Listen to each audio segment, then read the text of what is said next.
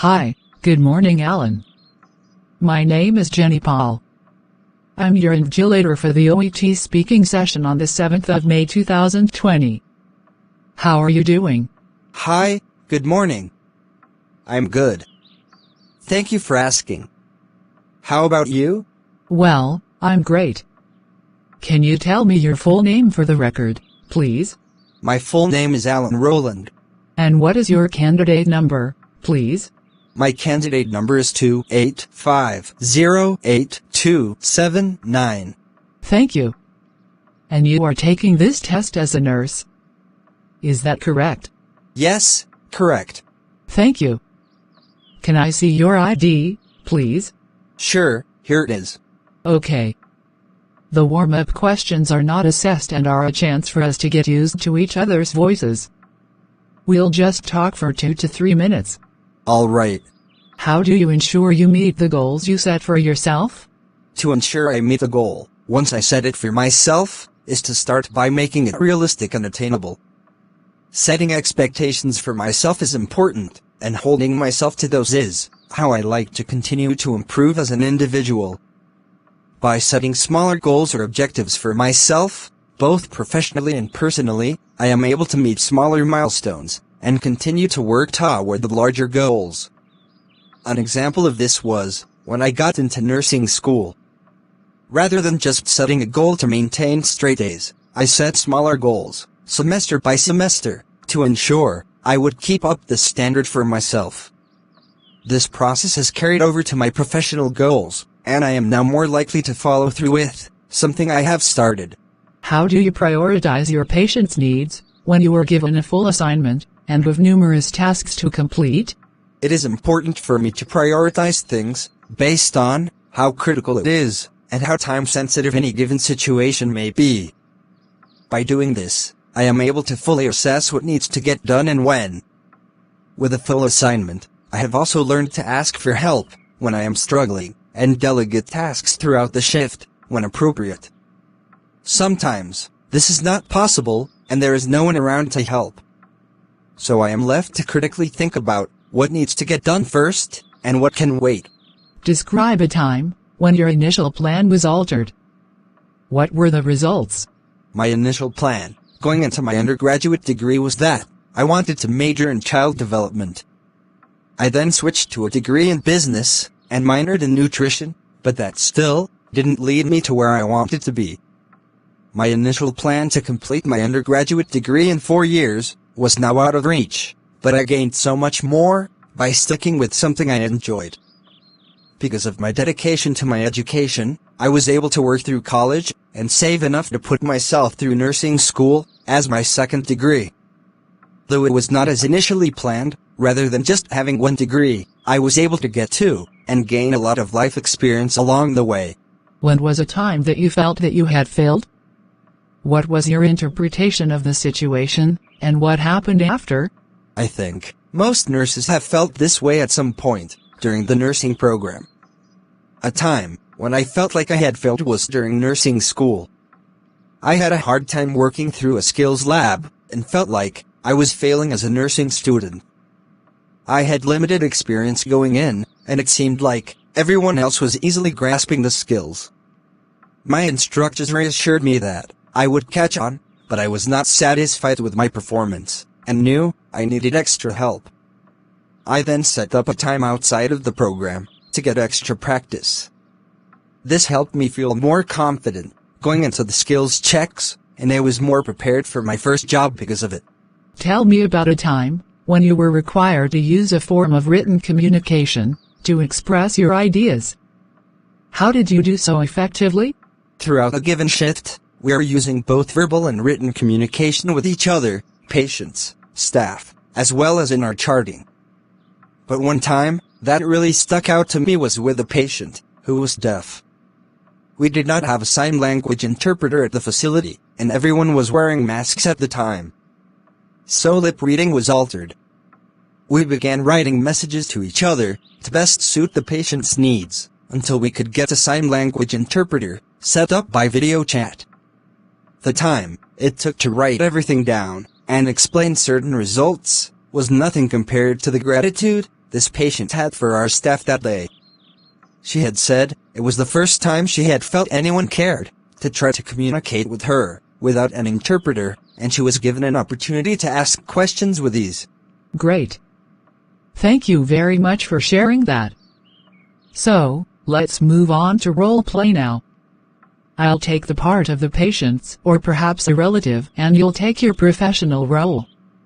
The purpose of the role play is to get evidence of your ability to communicate effectively with patients. Use your ability to fulfill as much of the role play as possible. Do you have any questions? No. You have up to 3 minutes to prepare the role play. You will start the role play after that time. I'll let you know when 3 minutes are up. You can ask me if there's anything you are not sure about, and you can make notes on the role-playing card if you want to. Here's a pencil for making notes. Thank you. You can look at the card during the test, but you must return it to me at the end of the test. Please start preparing now. Thank you.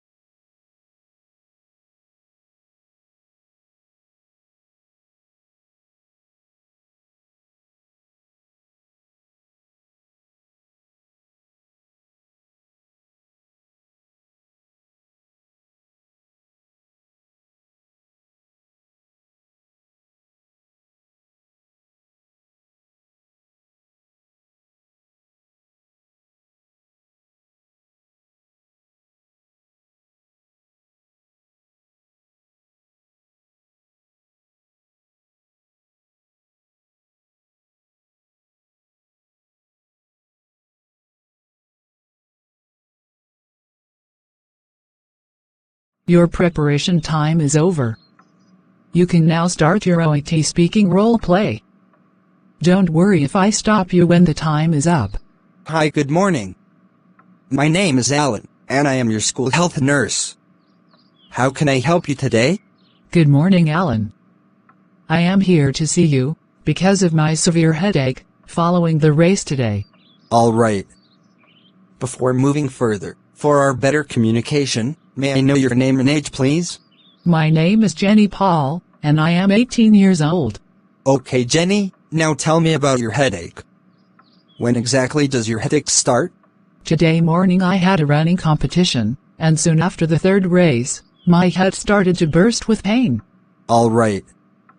If you don't mind, can you please explain to me what you had today in the morning, before your race?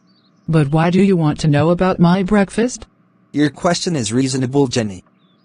It is for my better understanding, which will help me to find out the exact cause of your headache. Okay. Since I am having the race today, I didn't eat breakfast as normal. Instead, I had some glucose drinks and an energy food bar to make sure I perform better in the race. Oh, I see. Thank you for your information. I believe that the decreased amount of breakfast itself is the reason for the headache you are experiencing now. No. I don't think that the headache has any connection with my breakfast. I reduced my breakfast to run faster. If I eat a regular breakfast as on a normal day, I will definitely feel heavy, and I cannot run faster. I can realize what you are going through at the moment. But it is really necessary to understand that dehydration with excessive exercise is common if intake is insufficient. The dehydration can result in some symptoms, such as headache, like you are having, and sometimes even worse than a headache. I hope you understand what I am trying to convey to you, is it? Well, what exactly you are trying to say? Yes, Jenny, for your better understanding, I can explain it in detail. If you are dehydrated due to poor intake, you may not be able to think clearly, your motor control, decision-making abilities, and concentration may be impaired. And also, your performance in sport or exercise may not be as good as it could be. The impact is much worse when you are active and dehydrated in hot conditions as if today. What you are saying might be true, and now, I have not much time left. What can be done to be hydrated? I need to know about the remedy to get rid of my headache right now. I appreciate your question, Jenny. Firstly, I suggest you drink and eat in some small amounts. For faster hydration, I recommend you to take fruits, juices, and water. It will also digest quickly and provide sufficient energy as well. Gradually, increase the quantity of intake so that it could ease your dehydration and symptoms related to it. All right, I will follow your words. And even after that, if the symptoms persist, what should I do? Being an athlete, your thoughts are sensible, and I can understand it. Try not to worry, Jenny. I assure you that the headache will go away once your body starts to hydrate enough. All right, I can do what you have suggested. Because, somehow, I want to get relief from this bad headache. Let me see how I feel in the afternoon. Great to hear that, Jenny. It is also important to report back to me in 2 hours if the headache persists. Am I clear for you? Oh yes. I got it. Finally, before you leave, I would like to give you some worthy recommendations for your better health and performance on the race day. Shall I? Yes, please. Thank you, Jenny. The point that I would like to remind you of is to eat a full breakfast and consume enough fluids before any athletic events. As the body uses more energy during athletic activities, it could lead to dehydration. Headache. What you are facing today is just a minor effect. Other major effects can also lead to conditions that require hospitalization. Therefore, do not compromise on your intake during athletic events, and always try to hydrate your body sufficiently. Is that okay for you? Yes, of course. I can definitely do that next time onwards. Thank you for accepting my suggestions and advice, Jenny. I hope you will feel better soon. Thank you, Alan. You are always welcome. Thank you. That is the end of your OET speaking roleplay. All the very best. Thank you. Thank you for watching. Please, like this video and encourage us. Subscribe and stay tuned for more videos. Kindly comment your suggestions and help us do better.